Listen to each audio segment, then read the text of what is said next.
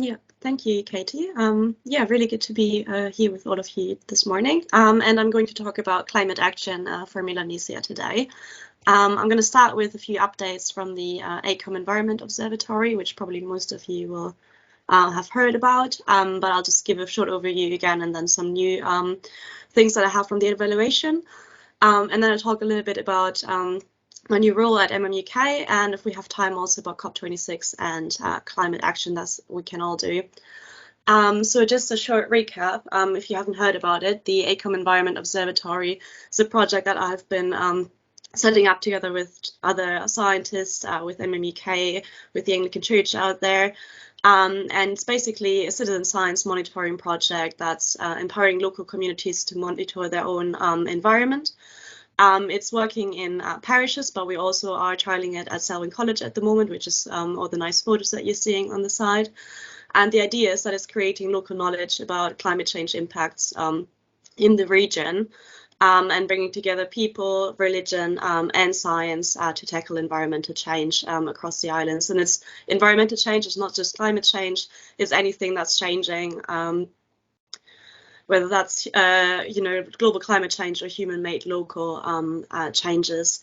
So basically, this is just a short recap of how it's working. People are taking local measurements of temperature, rainfall, shoreline change, and water levels in their local communities, and they're documenting that in manual booklets by a kind of a volunteer system that is like led by the so-called green apostles, which are who are responsible for the monitoring in their local communities or at the school.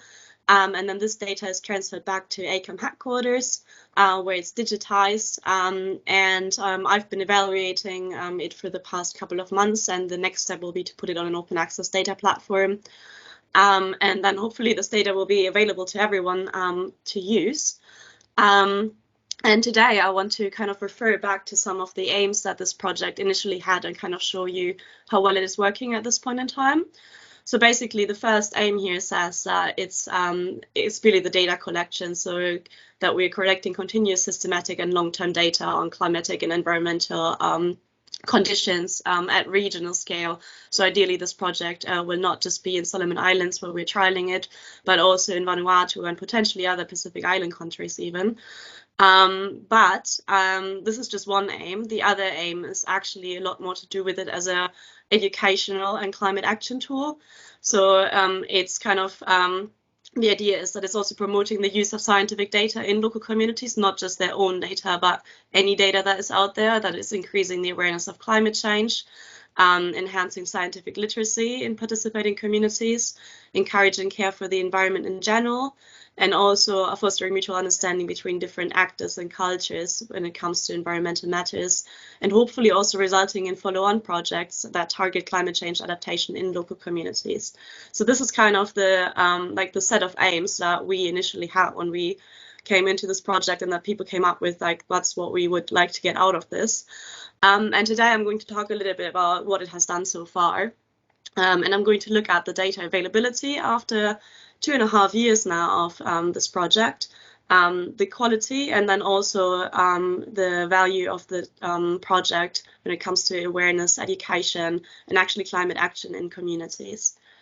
So the really good news is that we have had volunteers taking data and collecting information for 2.5 years. We had some minor disruptions. So there was some vandalism in the Honiara side, and we had some storm surges that were affecting these like nice wooden structures along the beach that you've just seen. But overall, and we also had one green apostle that kind of lost motivation and handed over to another person. But overall, we've got continuous data of 2.5 years, which is really amazing, all run by volunteers. So that's the data availability. When it comes to data quality, unfortunately, there are a few things that kind of need adjusting at this point in time. So what you see here is the temperature measurements that have been taken at Walandi and Whanalei in South Malaita. And when we set up the stations, we kind of said, oh, these measurements need to be taken every day at the same time.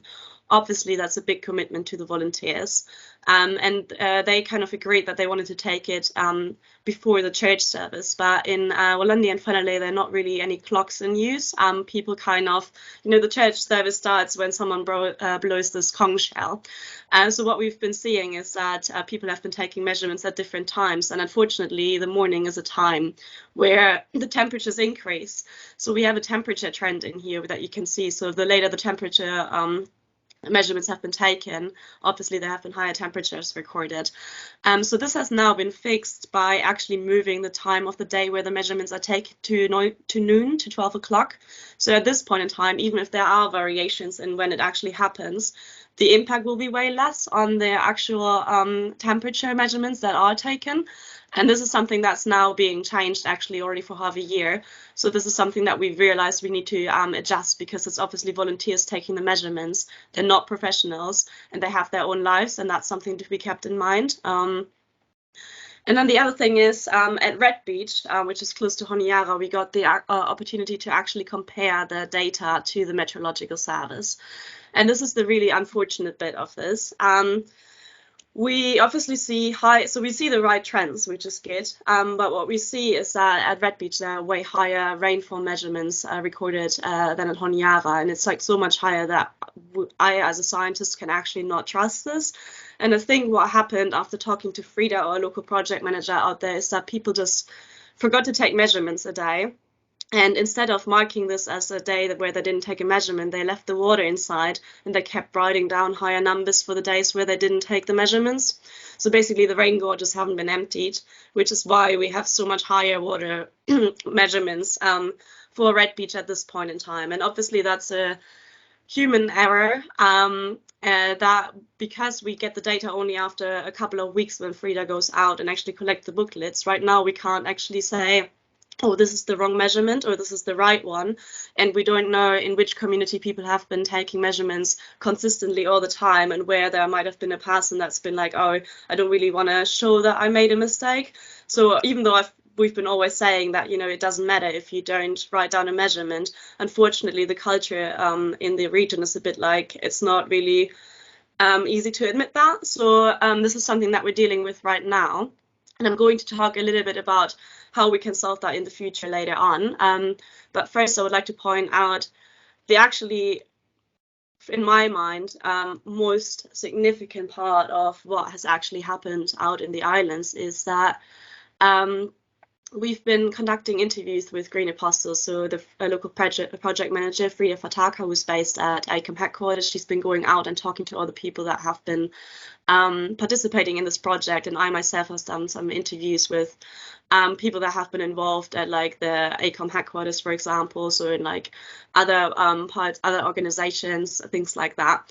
And it's really been shown that the awareness of climate change, environmental change as well, and how local activities have an impact on environmental change has increased significantly in the community. So people are aware of climate change, and they're aware of what they're actually doing themselves that is causing changes in the environment. So these are things like sand mining, for example, along the beach.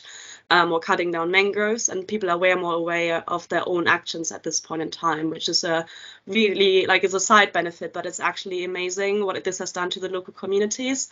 There's also greater interest in science and environmental monitoring. So Frida is saying, people are approaching her and they have asking her, can you run a workshop? How is this working? People see the structures on the beach and they're like, what is this for? How does it work?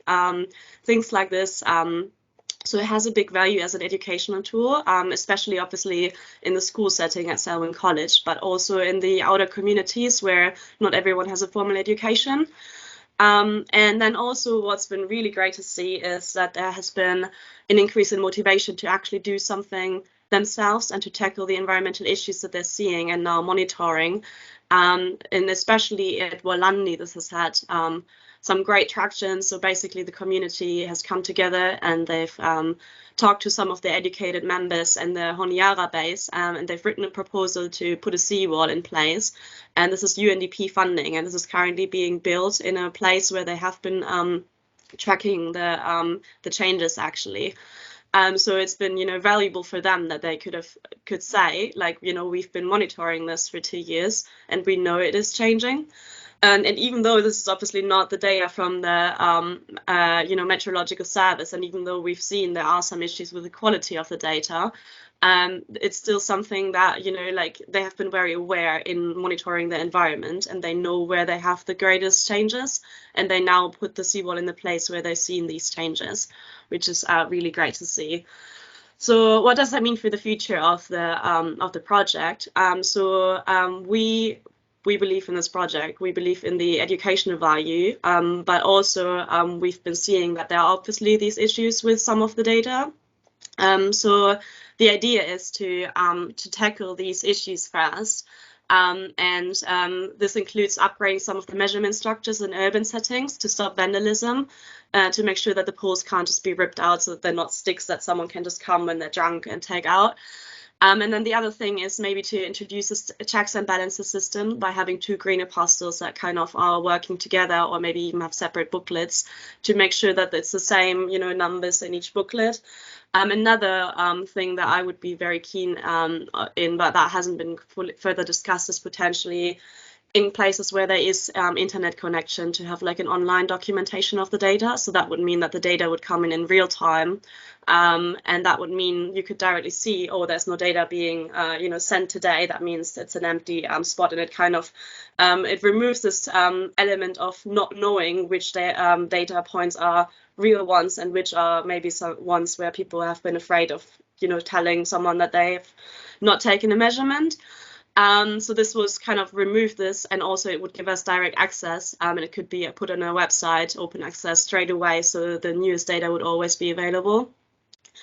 And then also to make it part of the formal education and responsibility of priests in the country, potentially also the religious orders, and getting them more involved as part of their role, which hopefully would, increase the data integrity basically as well, by it being like a formalized process where they all get the training, and then like have a team of volunteers that support them in doing this. I think that would also help. So these are all options that are in the room right now, and that need to be discussed with ACOM, but unfortunately due to the COVID-19 situation, this is all currently going a bit slower than it would usually go.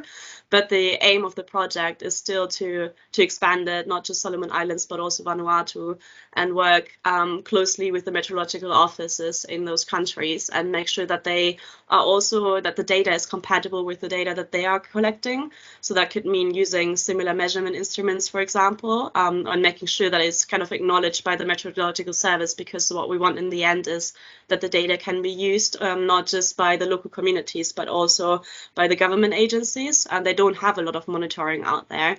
So this could be really useful for them. And then obviously bringing this information back to the community. So at the moment, it's really mainly the Green Apostles that are aware, and whoever has been, approaching them and talking to them. But I think there's a great value of going back to the communities and running some workshops and letting, people learn about how this works, because there's definitely great interest in that. Create some guidelines for the identification of new sites, and potentially also trial the monitoring of other indicators. Logging is a big issue in the country, and we've been approached several times by the Franciscans actually. So there's definitely interest in integrating that at all as well. So this is kind of where we're at right now, and hopefully this is something that I will be working on over the next couple of months, whenever the COVID situation allows for it. So this is obviously a big part of my role, but this is not all what I'm doing. I'm also looking into parish partnerships for creation care between Melanesia and the UK, potentially in the sites where we have the observatory. Again, with COVID-19, this is a bit slower at the moment. And the same goes for those existing school partnerships, to make sure that it's also run in the schools and not just in the parishes, because of the value of it as an educational tool. So what I'm working on right now a lot is actually environmental education for the UK, making sure that the voices of Melanesia are actually, brought to the attention of school students, for example, who might not even know about this region, and that climate change is actually already an issue of the present and not just the future, because obviously here in the UK we're a bit more detached from our environment.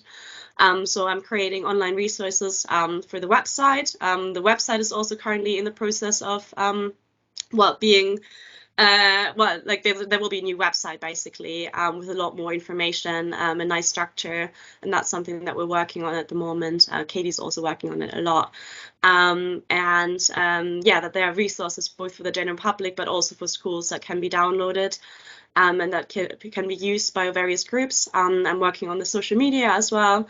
And we're also setting up a new creation care course for where Katie's from, for Honiton Fenton area for September. So if you're interested in any of these, if you're interested in the resources, definitely contact me. I'm also interested in learning which schools might be interested in using these and trialing these resources. So if you have an idea for a school, definitely let me know as well. And I don't know what the time's like, but if we have a bit of time, then I would talk about COP26 as well. So obviously we had COP26 in Glasgow in November, and what came out of it is the so-called Glasgow Climate Pact. So what does this actually mean? The Glasgow Climate Pact is looking at two different areas. We have the so-called mitigation side, which is basically mainly concerned with, changing our activities to not emit that many greenhouse gases and, not do land use changes. So anything that's kind of causing climate change. So tackling the drivers of climate change. And then there's the adaptation and loss and damage side. So that's a lot more interesting for countries like Solomon Islands and Vanuatu, where climate change is already occurring. So it's dealing with the consequences of climate change. So mitigation is the drivers, adaptation is the consequences. The good news is that there's near global net zero promised now by the countries of the world. So 90% of the world GDP and 90% of the world's emission are now covered by the country's own net zero commitments. So we're still missing these 10% that need to come from somewhere. But this is it's an increase, and it's a really good thing to see that people are making new commitments. Countries are making new commitments to decrease their emissions. But yeah, as I said, it's still not 100%.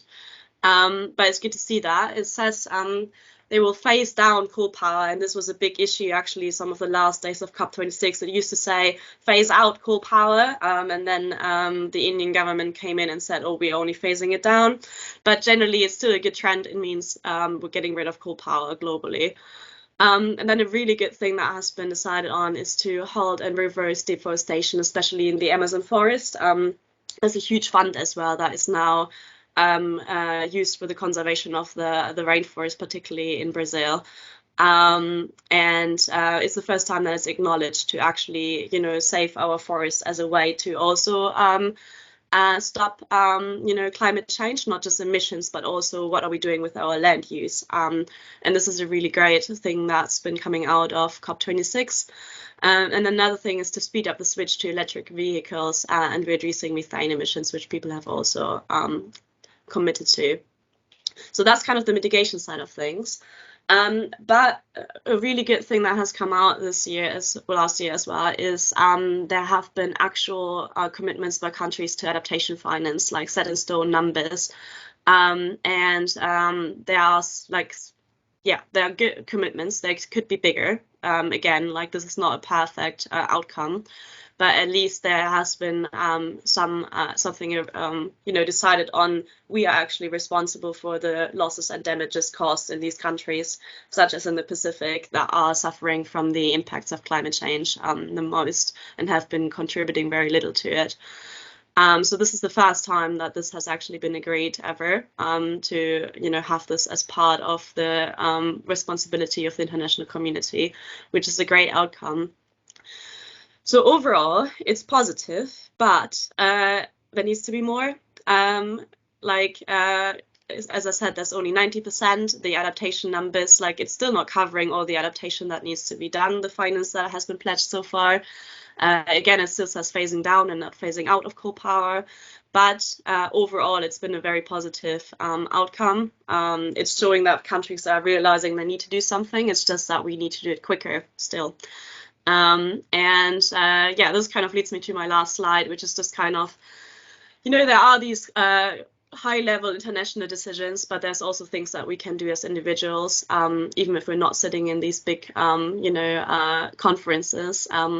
So a very easy thing is to adjust your diet, and that doesn't mean that you all need to become vegans, but it's kind of thinking about, do I really need to have this piece of meat every day, or can I, cut out, have certain days where we're changing our diet to vegetarian or vegan, consume less and waste less, so buying less things in general is great.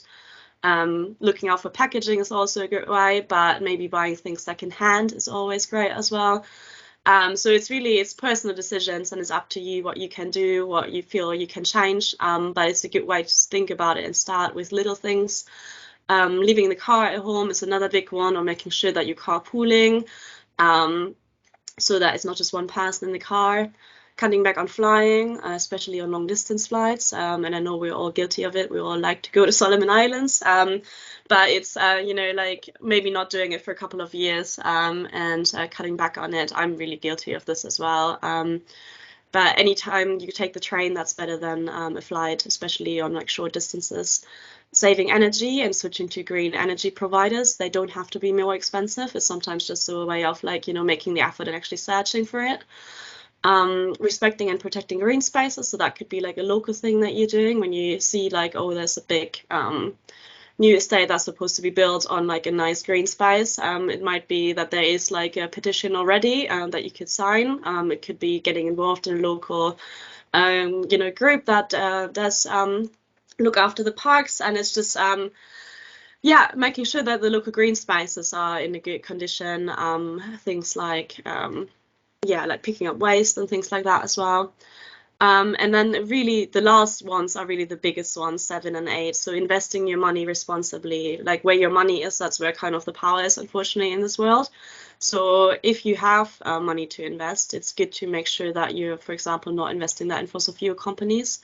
So it's knowing where your money is invested and potentially switching that and changing it to responsible, sustainable companies. And like banks, making sure that your voice is heard by people in power. So that could just mean that you as an individual start talking to your friends, and then people are starting to make more changes. It could be signing a petition. It could be organizing something in your church where you are actually having like a day about creation care, and you may be inviting the local politician to it as well.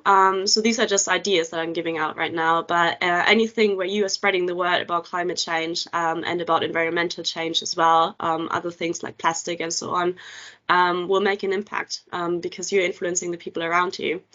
And I think that's kind of where I'm going to stop this. So I'm saying there's still a lot of hope, and when we all work together, then we can also tackle climate change.